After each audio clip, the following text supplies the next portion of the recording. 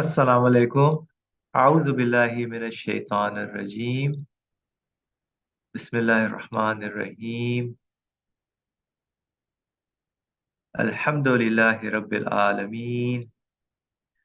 Rabbi इश्रह ली सदरी व यस्सिर ली अमरी वहलुल उक़दतम मिन लिसानी यफ़क़हू क़ौली वजअल ली वज़ीरम मिन अहली हारून अख़ी उश्दुद बिही अज़री वशरिकहू फ़ी अमरी कई नुसब्बिहका कसीरा व नज़कुरका कसीरा इन्नका कुन्ता बिना बसीरा। वला हौला वला कुव्वता इल्ला बिल्लाहिल अलिय्यिल अज़ीम। सल्लल्लाहु अला मुहम्मदिन व अला आलिहि व अस्हाबिहि अजमईन वल्हम्दुलिल्लाहि रब्बिल आलमीन। Welcome, dear friends. Inshallah, we will continue our discussion from the 23rd word, second chapter, about the human qualities that we need to look into. So these are certain remarks that the author has been making in terms of man's wealth and how he needs to be aware that all these human qualities are given for a reason, which is to recognize who he is, who his Lord is. And then the author gave the example by looking at the animals and that they are, with their qualities that the animals have, they're doing perfectly what their job is, what they are assigned to do. Whereas, and he used that in an analogy of giving like a gold pieces that were given to man. So a simple example that was used to buy like 10 pieces of gold and told him to have a suit of clothes made in a particular cloth, and then this first person representing the animals did it perfectly, where the other one was kind of got lost and was really deceived in terms of how he used the wealth of human qualities that has been given to man. So man's human qualities, we interpreted the pocket being heart, feelings, and spirit, which are actually signs or indication where like a note is on which is written certain things were written, which are there meant to be used purposefully for some reason, not just to waste it on the material side of things in this world. Right? So there's an important trade that has to be done with all the qualities that human beings have. And we will continue from this next paragraph. The reason for man's wealth in regard to faculties. So there's a reason man has been giving so much qualities that he finds himself with compared to every other creation out there. Man, including, has a body, and then he has his free will, he has his reasoning, has his spirit, a heart, his emotions, all those different intelligence, and what else? Imagination. You can call many aspects of man's faculties that are, which is a gift, a blessing, which is a wealth, as the author kind of is pointing out that we should be aware of this, that imagine if we don't have any of those intelligence, reasoning abilities, like how difficult life would become for us. We are just living with all this wealth and taking them for granted, for free. Even our human body, we take it for free, and then our abilities to walk and type, do things with your hands, we just take it for granted, but they are such a wealth blessing that are given. And of course, they're not just given to be used temporarily in this world for the worldly matters, but they have a purpose for why they are given to me. So man's wealth in regard to faculties, so definitely man is full of his faculties, his wealth. And we discussed, I think we brought in the verse from the Quran about that the verily God has purchased from the believers their lives and their properties. And that is including all their human qualities, their abilities, has to be spent for to recognize who our Lord is. So, by reason of the mind and thought, man's senses and feelings have greatly developed and expanded. This is interesting. By reason of the mind and thought, man's senses and feelings have greatly developed and expanded. It's amazing how far reaching human faculties are. Your feelings can travel so much, can understand so much, your reasoning, intelligence, all this material, even progress that we are making,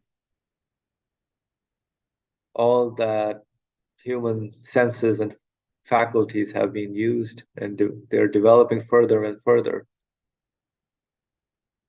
Of course, man's senses, feelings are now in this day and age, every age has their development and expands in a way as we understand more and more of the universe of our life, what we're going through.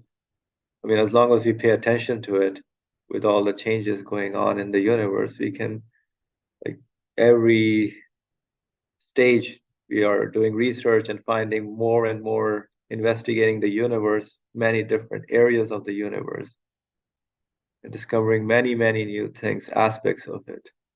But we never wonder how come it is that way. Who is the one who arranged it this way? So our senses and feelings have to be diverted to their source of existence. And numerous emotions, so even the emotions man goes through are numerous, have come into being because of the multiplicity of his needs.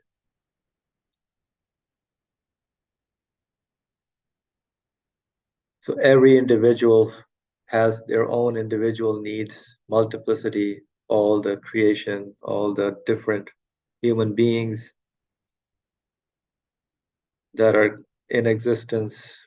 They go through many different emotions based on their particular individual needs and circumstances. Right? And his senses have become extremely diverse.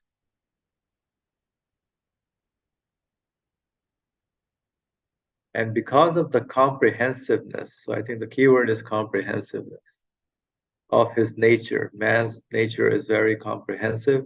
Desires have appeared turned towards numerous aims. So man's desires are just busy with so many numerous aims that he is trying to make his life better, although only maybe thinking on the worldly terms. But the human desire is for eternity, the real human desire. And because man has numerous duties due to his nature, his members and faculties have expanded greatly. His numerous duties and his members and faculties have expanded greatly. And since he has been created with a nature capable of performing every sort of worship, that's how man is created, capable of performing every sort of worship. He has been given abilities which embrace the seeds of all perfections.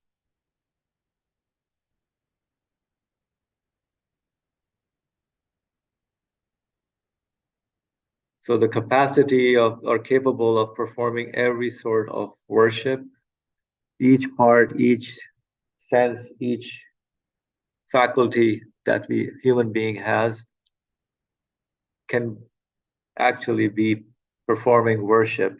The capacity is there for the human being as long as we use our free will and allow it to go and perform that worship rather than just staying within the material worldly realm. So man has been given abilities which embrace the seeds of all perfection. So we are all seeds in a way. All the faculties that we have are seeds that need to be grown, that grow into a tree, as an analogy. Brother Ali, please go ahead. Oh, thank you. Thank you. Beautiful introduction and explanation. I'm pleased to hear that.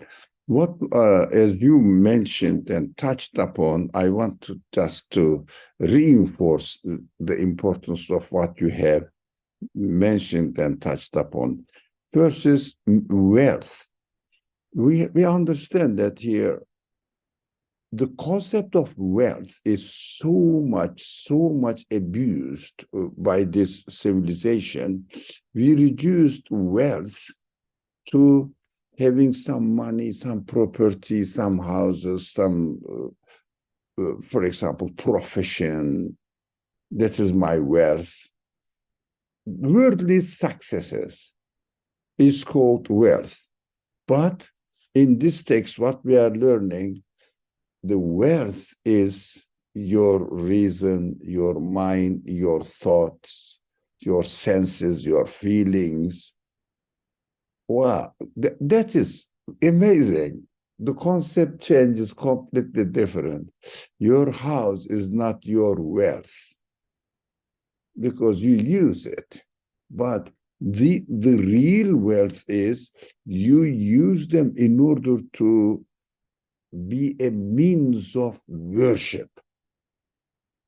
A means of worship. We will touch upon it. Before this, comprehensiveness. What does it mean? Comprehensiveness of his nature. Human nature is comprehensive. What does it mean? What do we mean by human nature? That is human potentiality. It means potentially all the qualities endowed on us are infinite.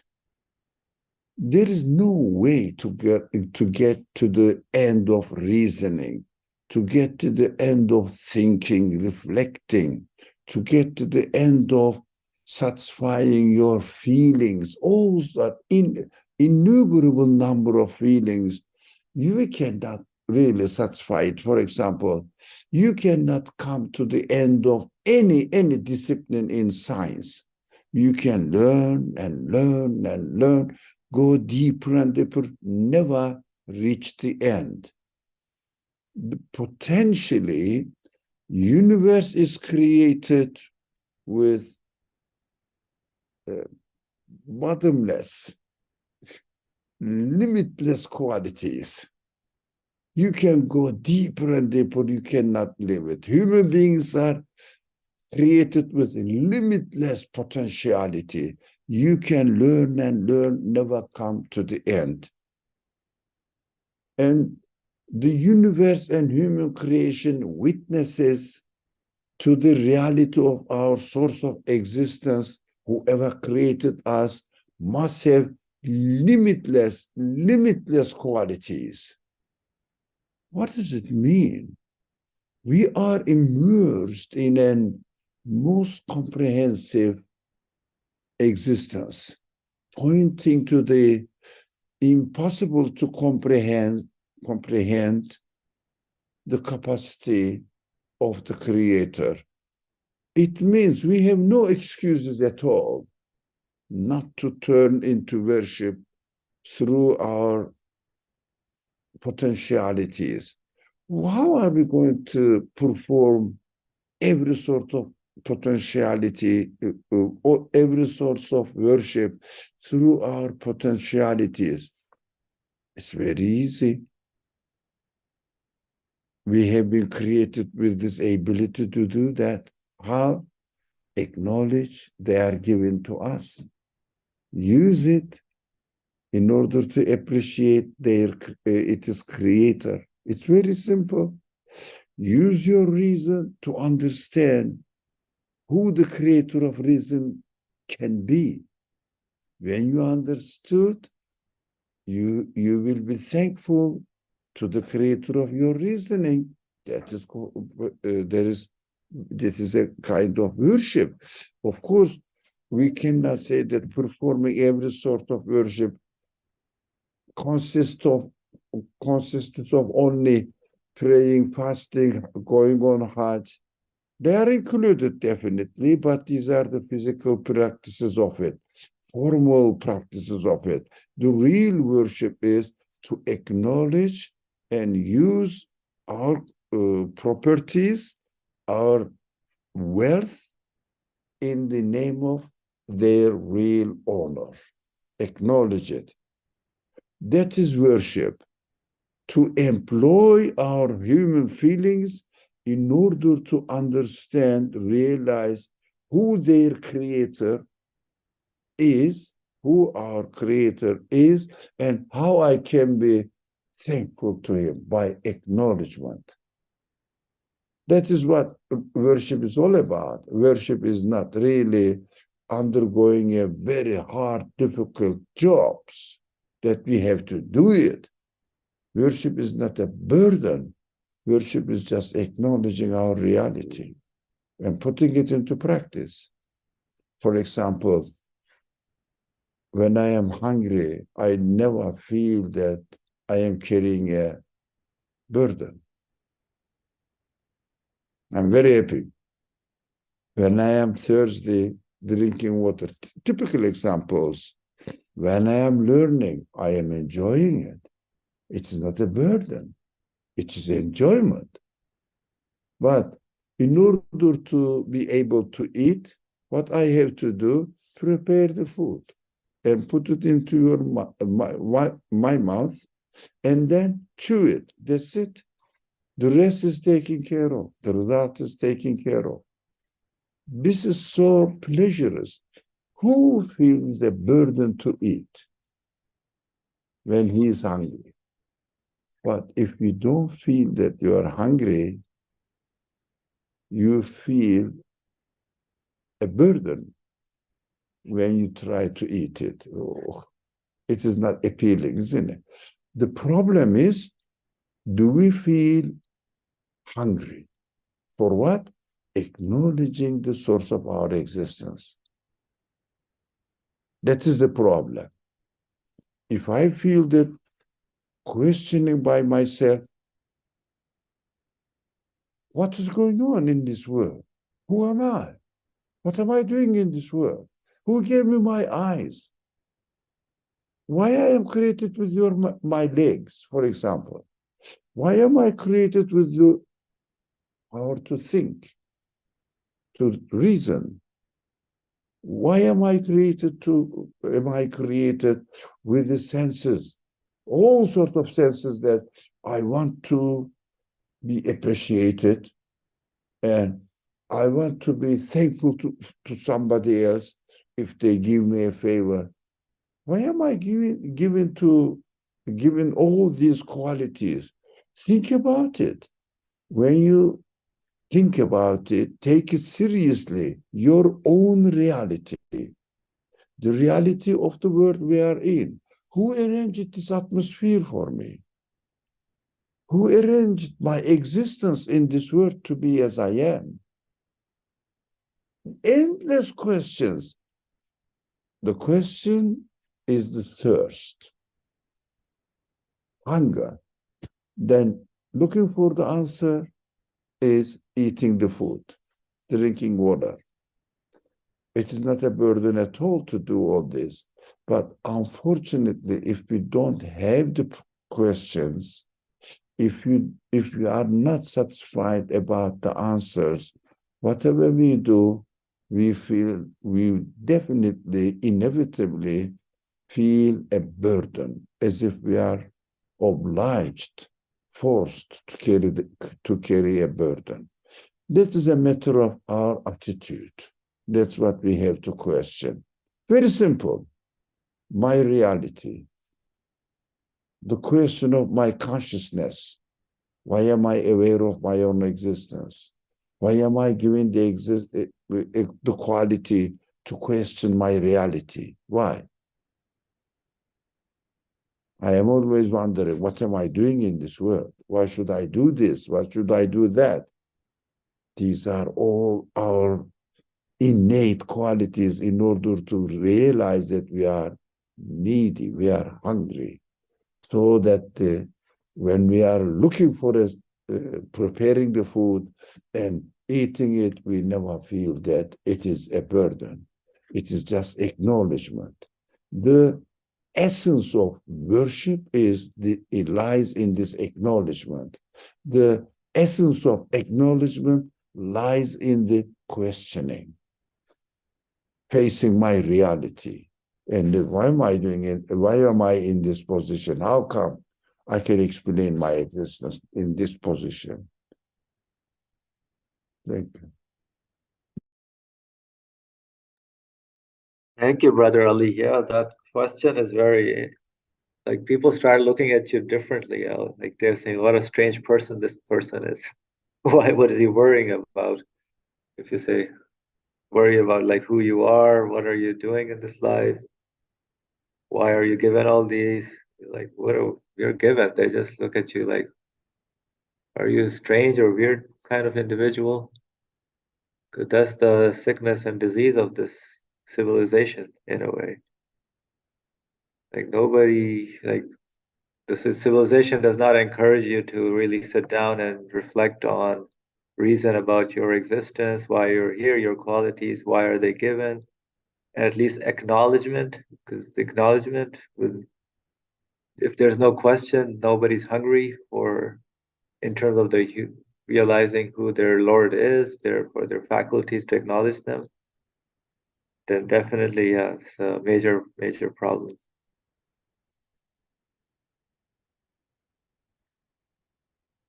All right, thank And you.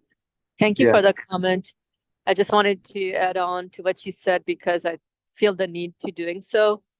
Furthermore, they'll start making fun of you too, pretty much. They're like, wait, how old are you? You're still lost in your existential queries like a teenager. Haven't you solved your problems, your existential problems? So really, yes, I agree with the whole part of when you were mentioning that people would look at you strangely and the same thing. Yeah, they're like, wait, what's wrong with you? And grow up. Like, really? Do you need to have your existential crisis solved? Like, seriously? Just wanted to mention that. And it's hard also when you don't have people around you also to who are following the same worldview or at least have the same concerns.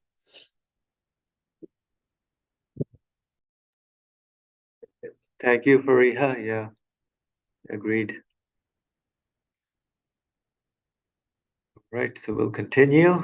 Thus, this great wealth in faculties, right? So great wealth in faculties and abundant capital was certainly not given for procuring this temporary worldly life. So all these faculties, wealth, abundant capital to procure temporary worldly life. Rather, man's fundamental duty is to perform his duties which look to innumerable aims and proclaim his impotence, poverty, and faults in the form of worship and observing the glorifications of beings with a universal eye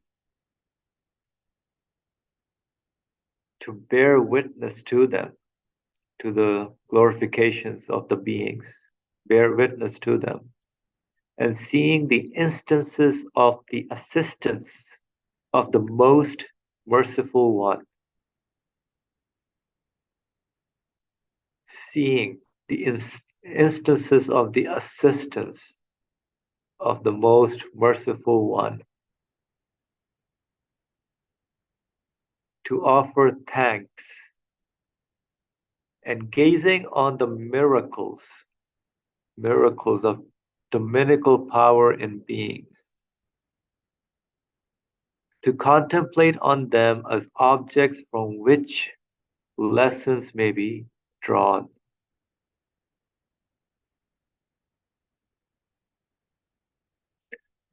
Yeah, so I underlined basically the abundant capital, great wealth, which we don't really realize, as Brother Ali highlighted as well, in terms of the faculties that we have.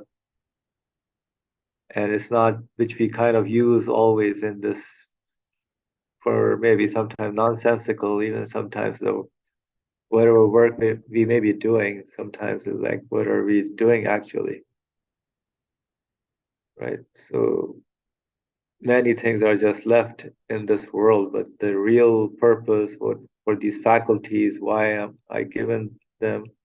I have to be really hungry in a way.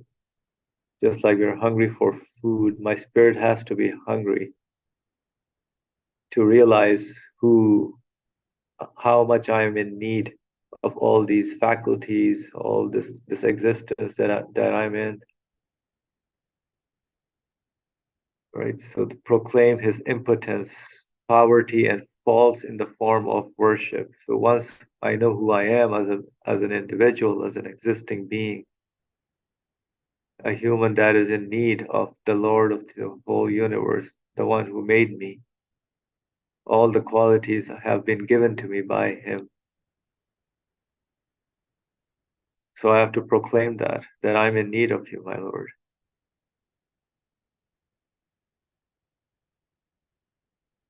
And observing the glorifications of beings with the universal eye.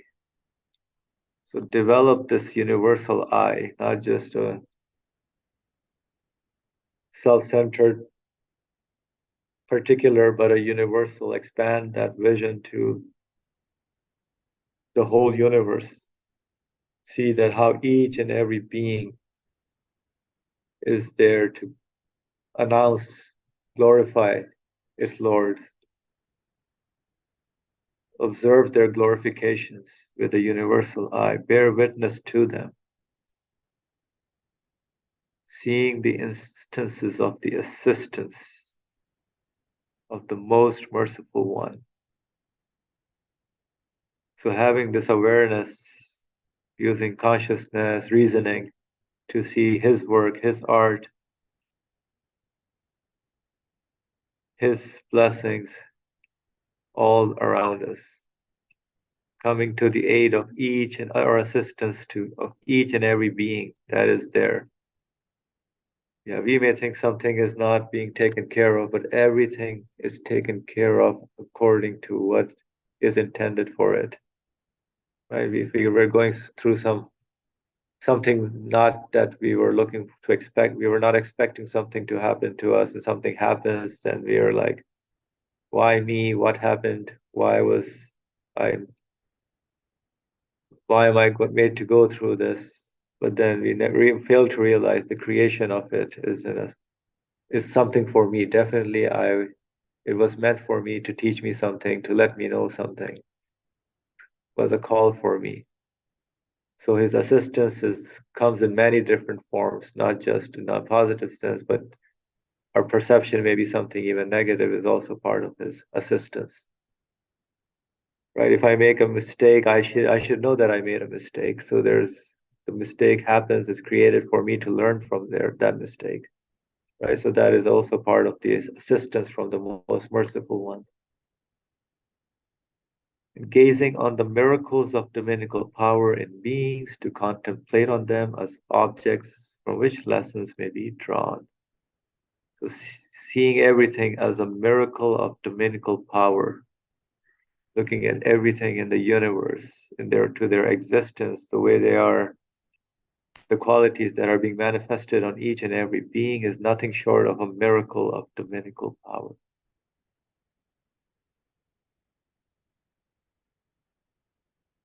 Any comments on this paragraph? Yes, Brother Ali, go ahead, please. Can I just a question to concentrate on this point? Sure. How we can turn our impotence, poverty, and faults in the form of worship. First of all, what do impotence, poverty, and faults mean? What do you mean? Our impotence? No, we can do something. Poverty? No, we have some properties. We are not poor. It seems to be. And faults? No, especially this modern age people in this modern age, no one has any faults. If there is something wrong in so-called in the world, that is creator's faults. But we human beings are perfect. So that is what we are growing with these understandings and through this education. Everybody is great. No one is ready to accept their faults. So what are we talking about? All these impotence, poverty, and faults. What do we mean by it? And how are we going to turn them into a form of worship? That is my question.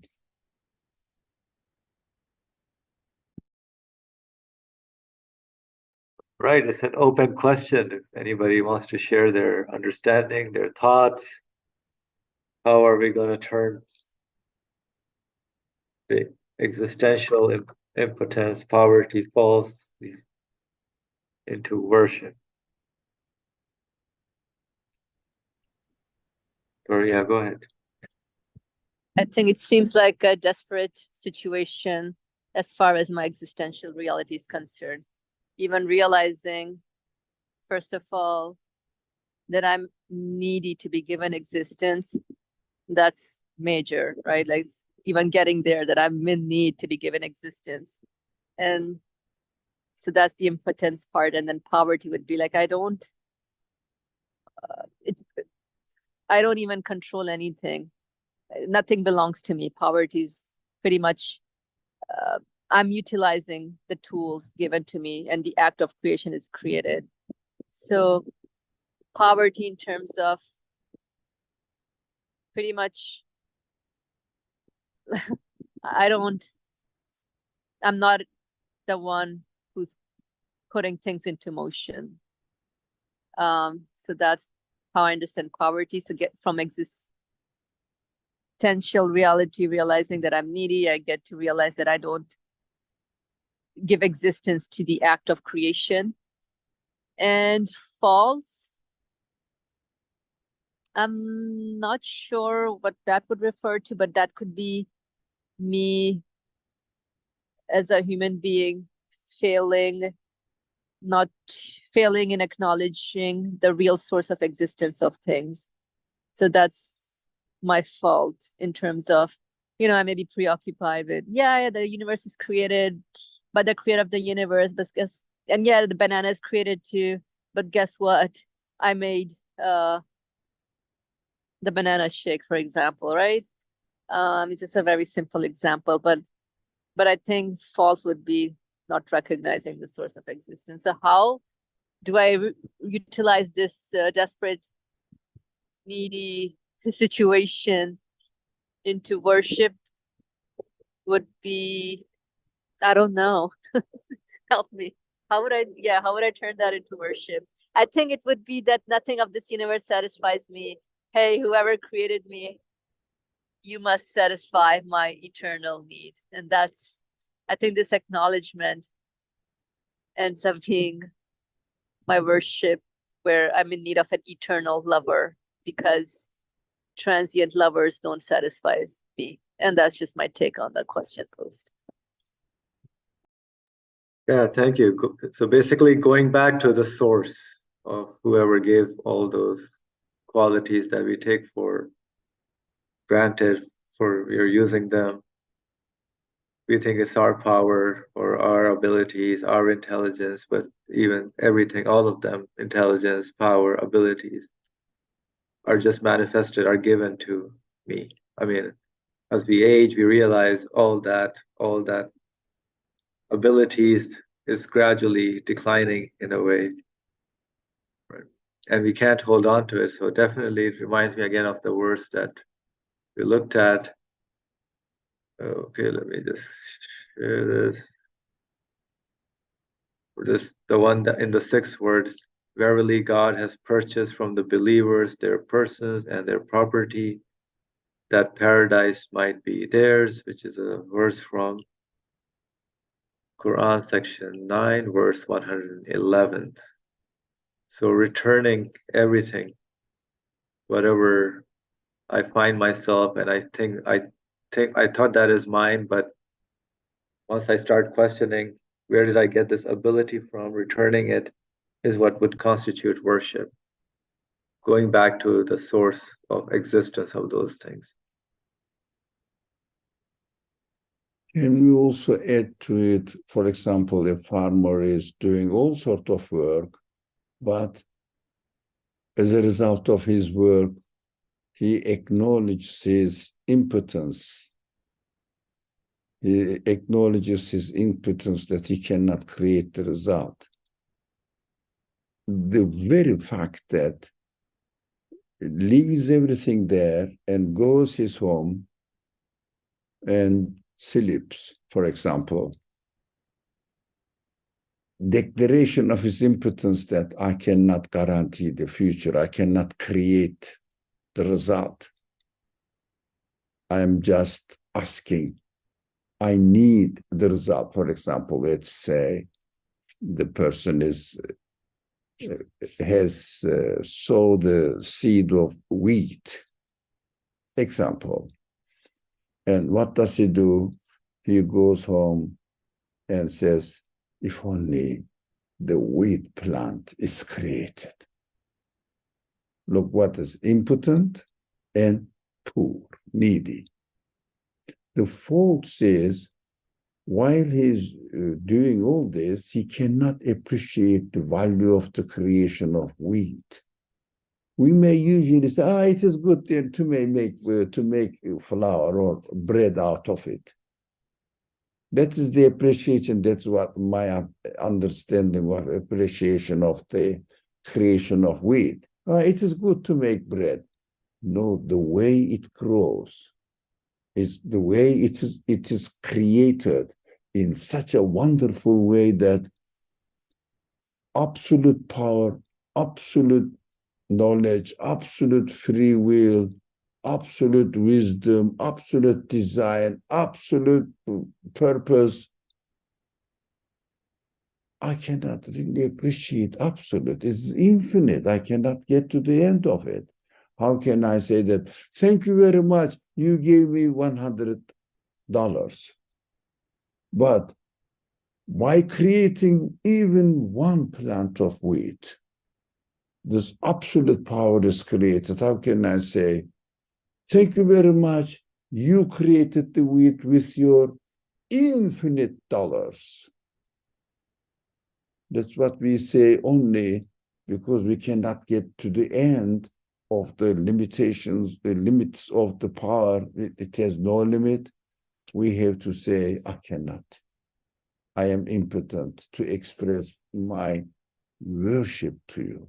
It means I am very needy and I am always behind. It means that these are my shortcomings.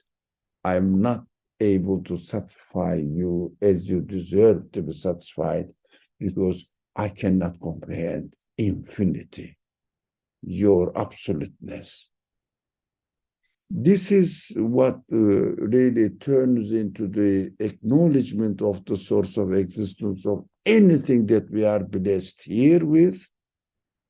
That is, this acknowledgement is just the essence of worship.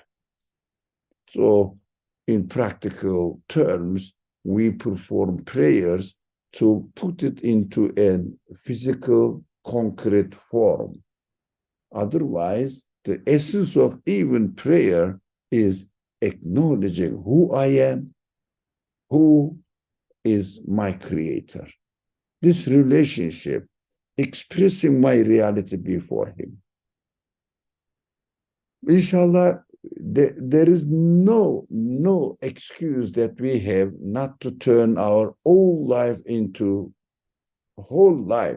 worship. It is very easy. Anything that we are blessed with, day, night, the moonlight, the sunlight, anything we are blessed with, and acknowledging it, I can communicate with the Creator and performing my worship of Him. It is very simple, very easy. It needs first intention and then being conscious of my reality. So simple. Inshallah, we can turn our whole life into worship. That is possible. Just it needs consciousness of my reality. Don't forget it. Don't take it. We shouldn't take it. Take our existence for granted. The existence of the qualities, the things around me for granted. It is what time is not. For example, it is, let's say 1 o'clock. It is daytime. Example. How come it is day exists?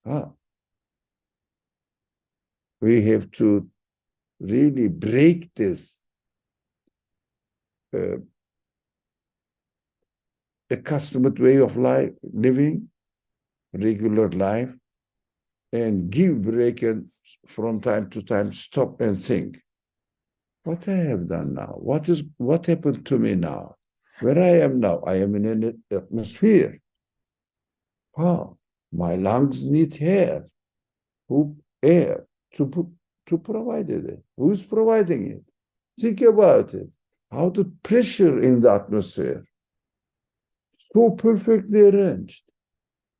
So if I go up a little bit, so I feel the pressure, air pressure changed, and I feel uncomfortable.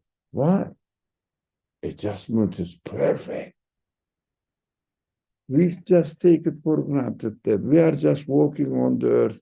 But if there was the quality of the earth with they call it gravity, to pull, we won't be able to walk on the earth.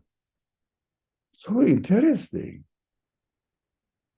We won't have anything that we will take a step because the earth is not going to pulling me. I'm just in the air. So ridiculous.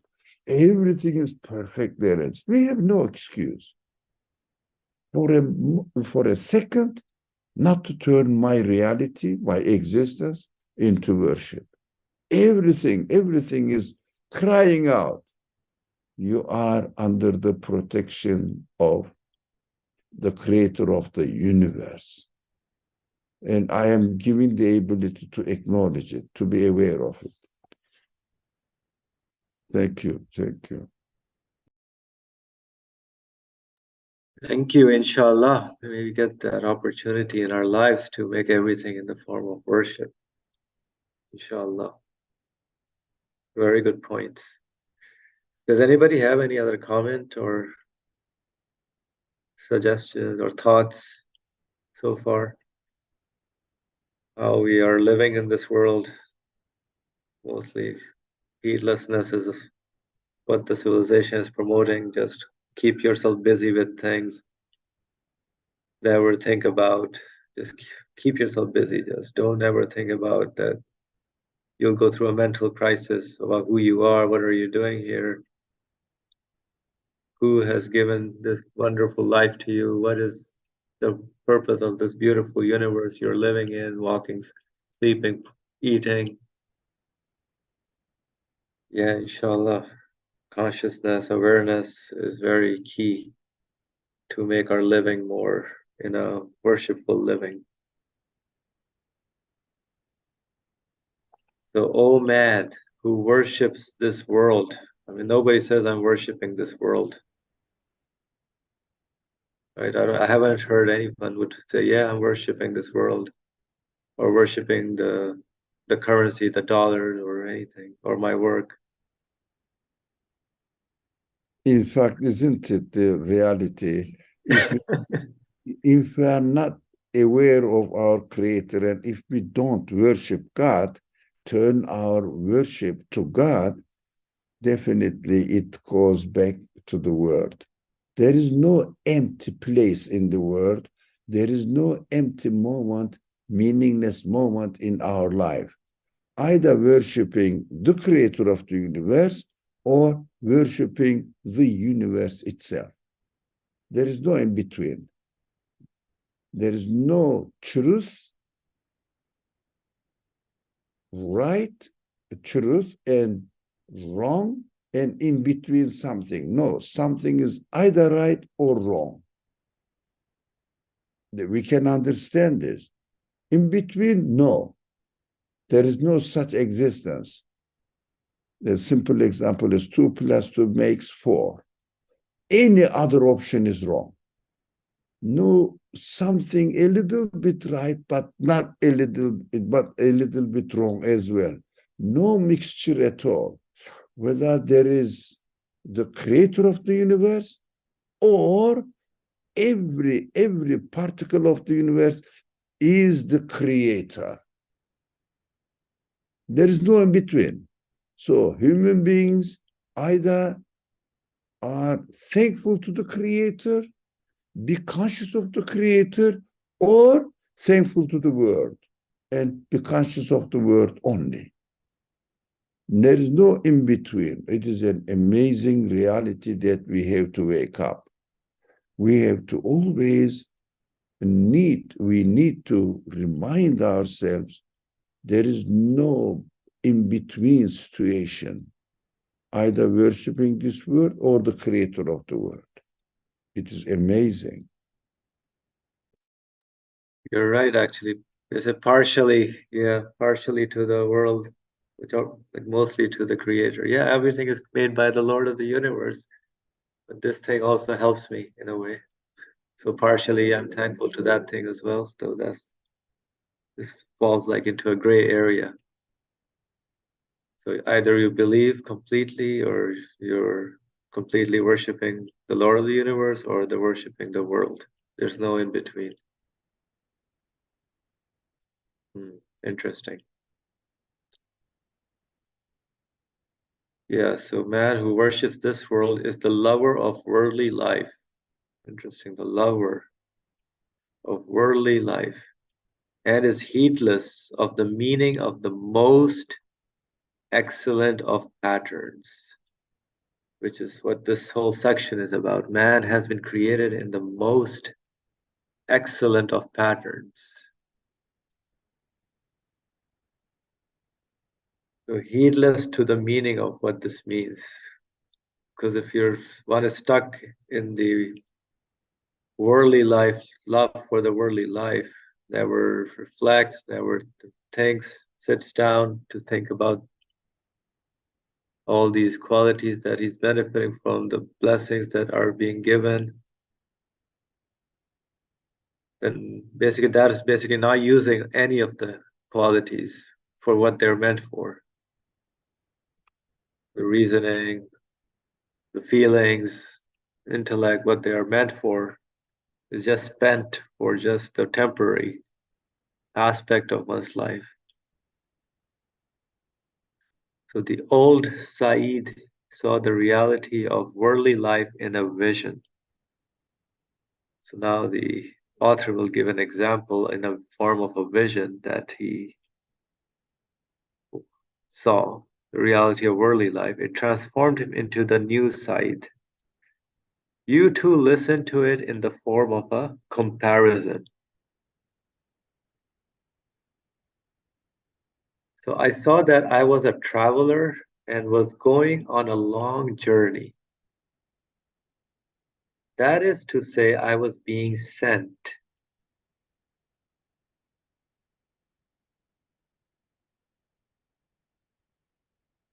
So I see a question from Fariha. Can you get a glimpse of the eternal life here? Because I think it would help to get out of love for this world that we are drawn towards.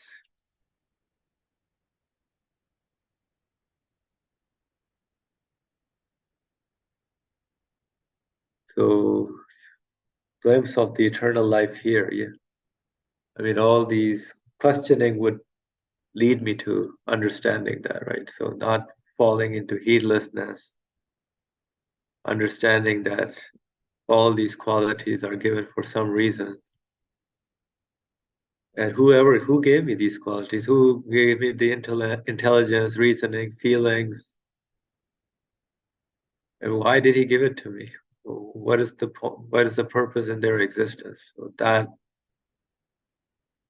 gives the glimpse of what, my life is not just for this world. I hope that helps, but you can raise your hand and speak up to it if you want to. Yeah, maybe the author with the story will help understand it better, because yeah, I was wondering, like how you say, oh, I tasted that place or that thing is so good, right? Um, so let's see. I'm still thinking, Okay, because yeah, if you yeah, go go up a ahead. little, oh, somebody's saying something. Go ahead, yeah. If you go up a little bit, but the part where he said about the love of this world before you were in the story, yeah, who worship this, da, da, da. Who is the lover of this worldly life? Yeah,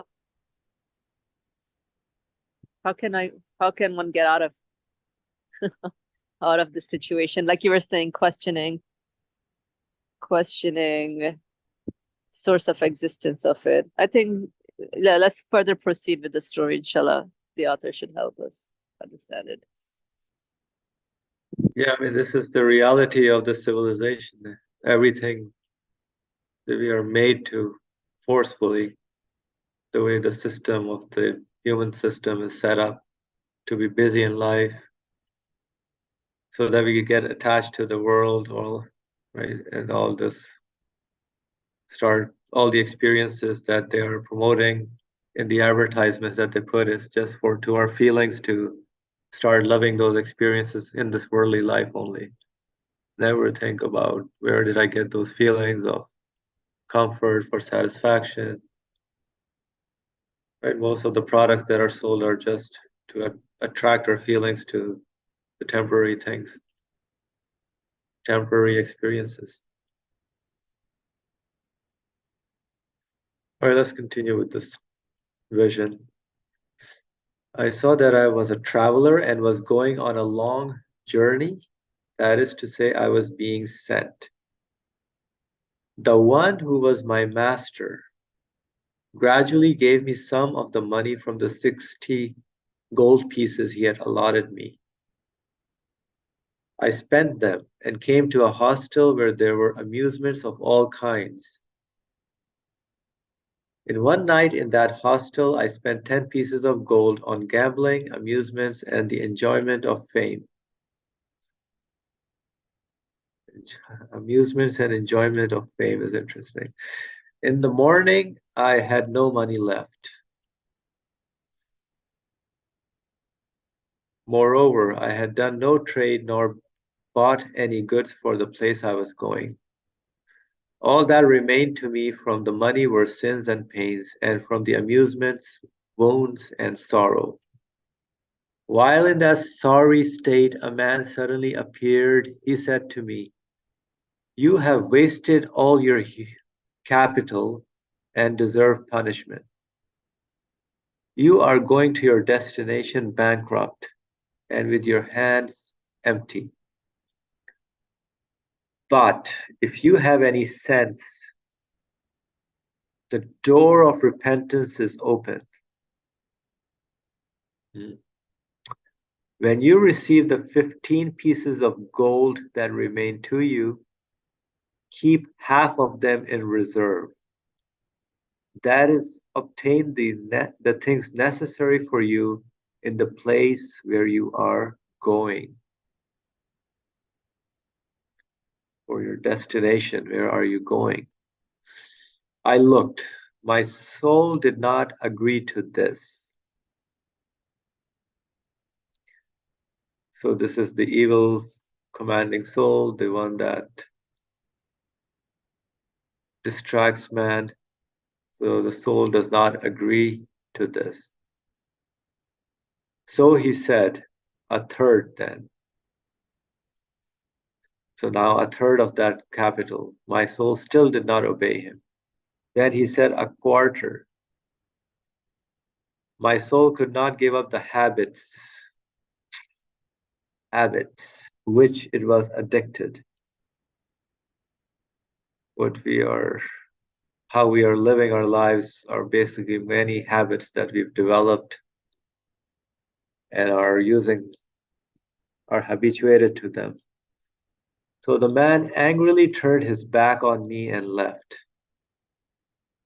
Right? Just because of that habit and addiction, the man's soul, which distracts him, just wants the temporary enjoyment of this world. Suddenly the scene changed. I was in a train in a tunnel, which was traveling fast, as though downwards vertically. So a train in a tunnel which was traveling fast, as though downwards vertically.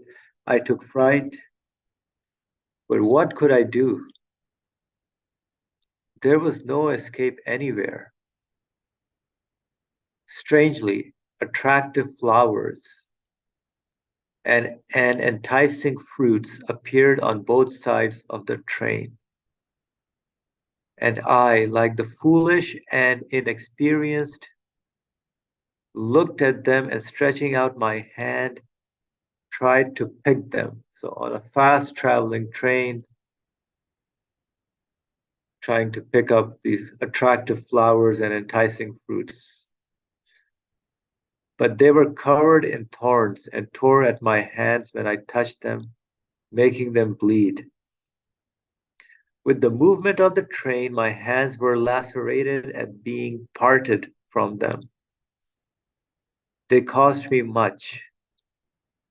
Suddenly, a porter on the train said, give me $5 and I shall give you as much of the flowers and fruits as you want.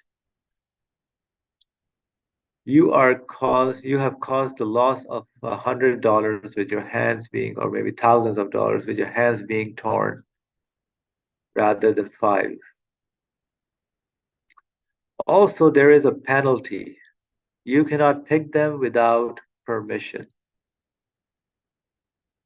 Oh, there's a penalty. You cannot pick them without permission.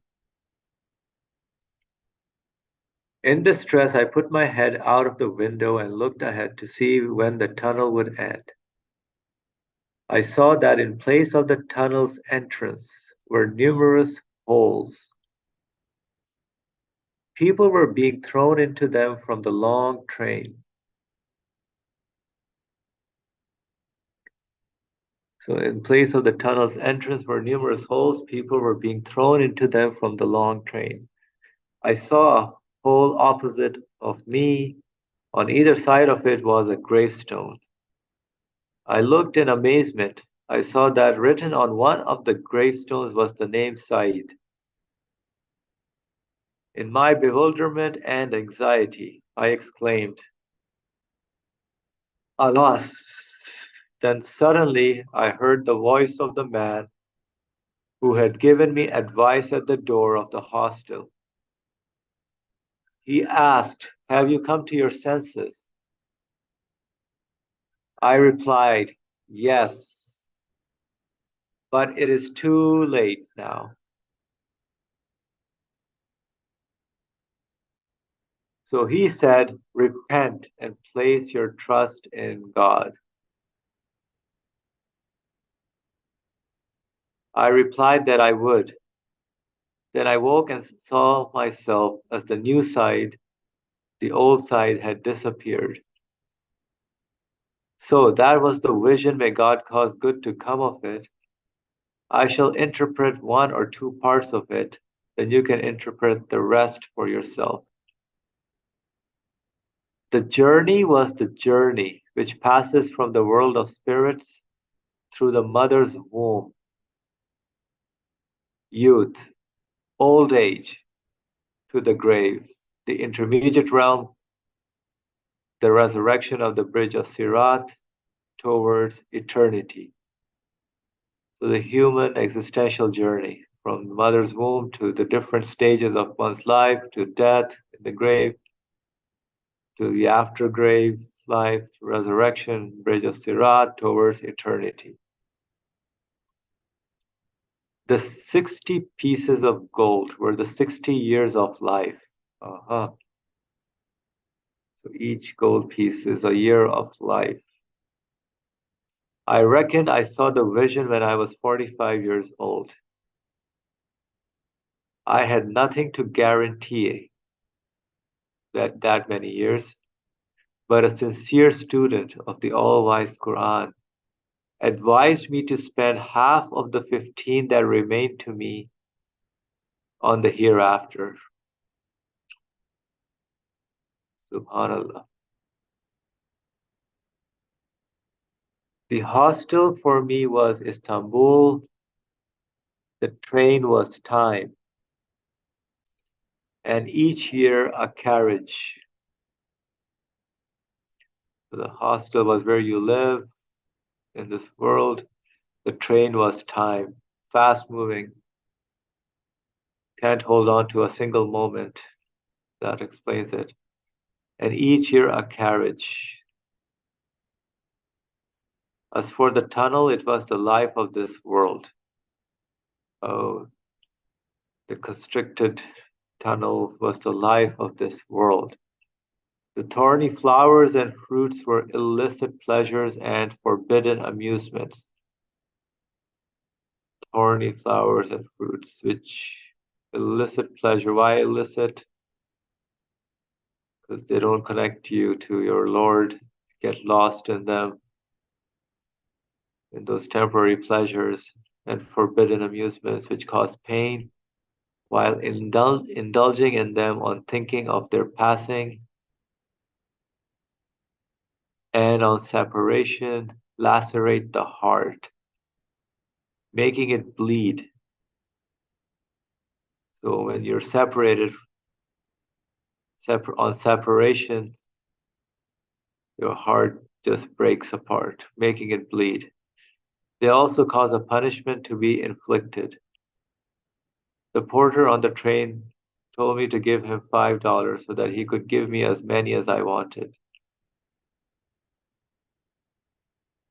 The meaning of this is as follows: the pleasures and enjoyment man receives through licit striving within the sphere of what is lawful are sufficient for him. No need remains to enter the unlawful. You may interpret the rest for yourself. So this was the human journey, the vision. Yes, Brother Ali, please go ahead because Yeah, we are out of time now. I think licit and illicit in this context refers to whether we are taking it in the name of their owner or not acknowledging it. When we don't acknowledge the owner, it becomes illicit because we are not taking the fruits or whatever we benefit from this world without asking for the permission of the owner. When we acknowledge it, it becomes licit.